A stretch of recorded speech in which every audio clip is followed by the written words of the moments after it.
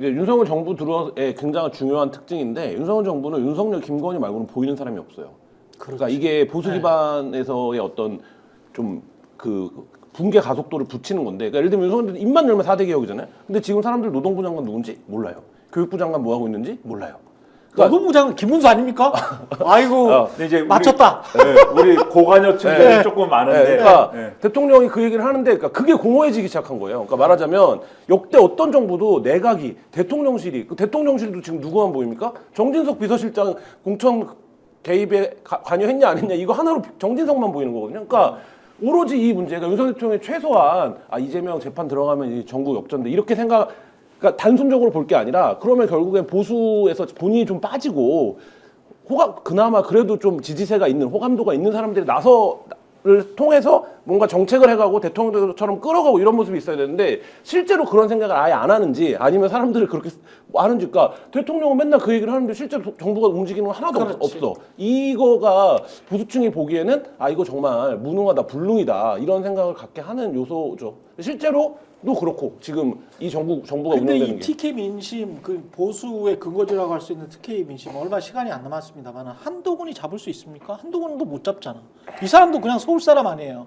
서울 그러니까 이게 압구정동 지역의 로데오 키드 문제라기보다는 아닙니까? 한동훈 대표는 예. 검사 출신 윤석열이 불행한 실패를 맞으면 네.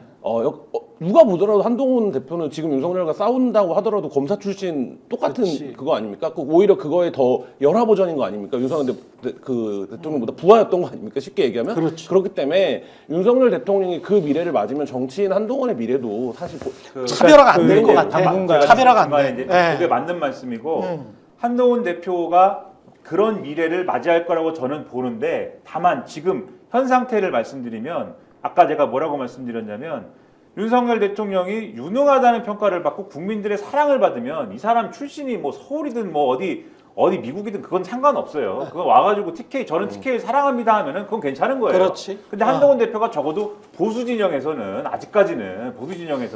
그래도 한동훈이 뭐 얘기하되 이게 있는 거잖아요. 그래서 아직까지는 TK에서는 그렇게 감정이 나쁘진 않을 거다. 그러나 앞으로 한번 두고 보십시오. 어떻게 되는지. 그러니까 지금 앞으로 전국을 흔들 거는요, 김건희 여사 녹취가 나오거나 김건희 여사가 직접 관련성이 있다고 하는 게 터지거나 윤석열 대통령이 녹취 나오거나, 현재로서는 두 가지 정도 가능성밖에 생각할 수가 없을 것 같아요.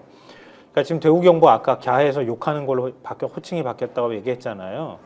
그러니까 대구 경북은 우리가 확실하게 밀어줬고 우리가 만든 정권인데 저 따위로 하는 거야. 더군다나 김건희라는 사람이 자기가 뭐라고, 뭐 하는 인간이가 뭐 이렇게 생각하는 거 아니에요? 그러니까 김건희란 변수를 빼버리면 대구 경북은 다시 복원력이 생길 가능성이 있다는 걸 보여주는 거예요.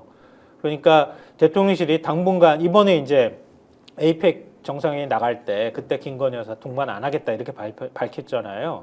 근데 그것도 하나의 같은 맥락으로 이해할 수 있다. 그러니까 당분간 한 달이든 두 달이든 또 깜짝하면서 사라져가지고 얼굴 안 드러나면 다른 변수들이 들어가지 않는 한 지지율이 다시 좀 어느 정도 회복될 가능성도 있다. 좀 나쁘게 보면 별로 좋은 시나리오는 저는 개인적으로 아니라고 보지만 나머지 다수의 국민이 너무 고통받는 상황이니까요. 근데 그럴 가능성을 보여주는 거라고 봅니다. 근데 어제 기자회견 기자회견 대국민들만 다 보셨지만 그렇게 관리되지 않습니다. 그러니까 정치는 머릿속으로 계산하는 대로 안 되잖아요. 본인 제가 자체가 생각하는 대로 안 되는 리스크이기 때문에 거예요. 본인 자체가 리스크인 거를 증명한 기자회견이었다. 저는 어제 기자회견 달린 댓글 중에 제일 재밌었던 게 그거였습니다. 사랑은 아무나 하나 윤석열만 하지. 사랑은 아무나 하나. 딱 한마디만 제가 덧붙이면 그 기자회견을 잘해야 된다고 모든 보수 진영의 모든 사람, 심지어 친윤계까지 무조건 잘못했다고 하시고 무조건 고개 숙이시고 무조건 저자세로 가십시오라고 모두가 조언하고 모두가 거의 애원하다시피 매달렸습니다. 대통령한테. 그게 몇 분 갔습니까? 모두 발언할 때 그 고개 숙이는 거 딱 그 순간까지만 가고 나머지는 난리였지 않습니까? 그렇죠. 보수 진영 전체가 달려들어서 얘기해도 효력은 그 정도밖에 가지 않는 것이 바로 우리가 아는 윤석열 대통령이다. 이렇게만 말씀드리겠습니다. 체력도 좀 키웠으면 좋겠어요. 앉아서 2시간 20분 이야기하는데, 그리고 일부러 이거를 칸막이를 이렇게 해놨잖아요. 그분의 버릇이 이제 쩍벌이지 않습니까? 분명히 쩍벌하고 편안하게 앉아 계셨을 텐데. 이렇게 한 거 보면 한 거 보면 답이 나오죠. 이렇게 했으니까 다리는 어떻게 아니 뭐 했습니까? 검찰에서 기자실에 있었던 사람들, 검찰 기자들 이야기 들어보면 정말 흉측한 그런 흉측한 모습으로 뻥 뚫린 회의실에서 그렇게 다리 쩍쩍 벌리시면서 슬리퍼 신고 기자들이랑 이야기하셨던 모습들을 떠올리는 기자들이 굉장히 많습니다. 스픽스는 말하는 언론입니다. 대세는 유튜브, 그중에서 스픽스. 좋아요, 댓글, 구독, 알림 설정. 여러분이 저희를 사랑해 주시고 우리가 여러분을 사랑하는 4가지 방법입니다.